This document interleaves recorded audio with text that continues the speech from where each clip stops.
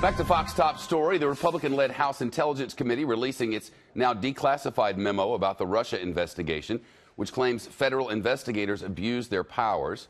FBI officials say the memo is not accurate because it's missing key pieces of information. Context matters. The Democrats are echoing that, calling the memo misleading at very least. Let's bring in the Fox News Sunday anchor, Chris Wallace. Chris, great to see you. Good to be with you, Shep. I was watching as this first came out. We were hearing your initial assessments. I thought they were very interesting. Please share them. Gosh, I'm going to have to repeat what I said or remember what I said. You just do you, man. It'll be perfect. Well, no. Look, there are some things about this memo that are very troubling. That it reveals that there was extensive use of the dossier to try to get the Carter Page warrant so that they could surveil him through the Foreign Intelligence Surveillance Court. And there also are indications that Bruce Orr, who was an assistant attorney general, whose wife worked for Fusion GPS, the company that had gotten money from the Clinton campaign and the DNC to handle the warrant, that he was passing that information on. And a lot of this, the fact that the Democrats were behind the dossier, a lot of that wasn't shared with the court. That is very troubling.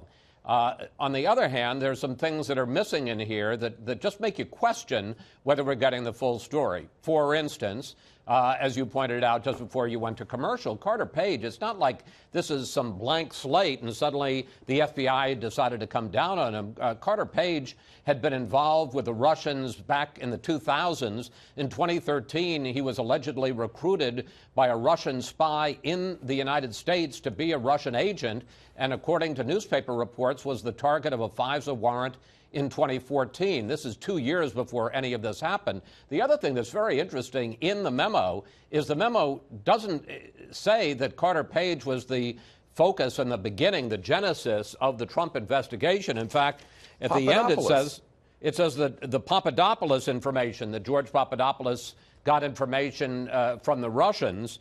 The Papadopoulos information triggered the opening of an FBI counterintelligence investigation in late July 2016 by Peter Strzok, the very controversial FBI agent. The FISA warrant on Carter Page wasn't obtained until October of 2016. There's one other thing that's very interesting, either very damaging or very misleading. There is one statement here. Deputy Director McCabe, this is Andrew McCabe, who's now been removed from his position as the #2 FBI agent. Deputy Director McCabe testified before the committee, the Intelligence Committee, in December 2017 that no surveillance warrant would have been sought from the court without the Steele dossier information. That would seem to indicate that without the dossier, you don't get the warrant, and the dossier is questionable because of the fact that it was Oppo research from the Democrats. It's not a quote. It's a summary. No, it's not. It's a paraphrase, and that raises the question, is that what McCabe said, or is that what Republicans on the committee say McCabe said? I'd be very interested to see that testimony. I'd be interested to see the FISA judge, a court which reaches levels of importance in these United States, I mean, almost with the Supreme Court. I haven't heard you say it earlier, that a FISA judge would allow such a thing based on an unverified dossier. It sounds very Nunes.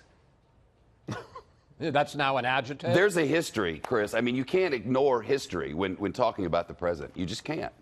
Well, I will say this, and if they presented the dossier, this is why I think you have to be somewhere in the middle. You can't come down and say, right, man, the Republicans are right, or man, the Democrats are right. Let's just wait and see. Clearly, if they were presented the dossier without telling the judge that this was the fruit of Democratic Oppo research, that's very troubling. On the other hand, as you and I both know, a FISA application by the FBI to get a wiretap is dozens of pages long. It's sometimes a thick stack. So the idea that this dossier, which barely mentions Carter Page, it's just a small fraction of the dossier, that was the sole basis or even the primary basis for getting this warrant, again, maybe true, but I have questions. 4 separate FISA judges signed off on it. Every 6 months, you got to sign on it. Because what's happened is they've seen something.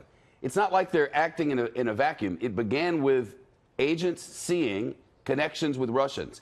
And then every 6 months, to get to surveil him again, another judge signed off on it. It was 4 separate judges. Well, and to add to that, you can't just take the old FISA application and say, stuff. well, it was good enough before. You've supposedly, in the past 90 days, you've done some surveillance. You have to show some fruits from that to be able to get it. There has to be new information. You can't simply say, well, we proved this last time, so here, you prove it again. It's a bombshell. It's a smoking gun. Look at it. It's a disgrace what's happening in this country. If you look at it and you see it, it's a disgrace. I've looked at it. I've seen it. I don't see it. Do you see it? I don't know. Oh, well. I mean, I wouldn't say it's worse than Watergate, as some people have said, and I wouldn't say it's nothing, as some people have said. It's interesting. There's some troubling information in it. Let's get the rest of the story. We're going to know more, and that'll be helpful, whatever that is. Chris, it's great to see you. I'm excited for the program this Sunday. We have a great show. Yeah. We're going to be talking to that gentleman, Eric Swalwell, and Chris Stewart, who are both members of the House Intelligence Committee, and a lot of the very good questions you asked me, I'm going to ask them, and I don't even know that we've made a graphic up. Oh, we have. Oh, we got Leon Panetta, yeah. the former CIA director, former Secretary of Defense. That'll be a good one. We thought, let's just get a wise hand, somebody who's known his way around Washington, and ask him, is there any there? What's conceivably important here? What are the questions he still has? I love that.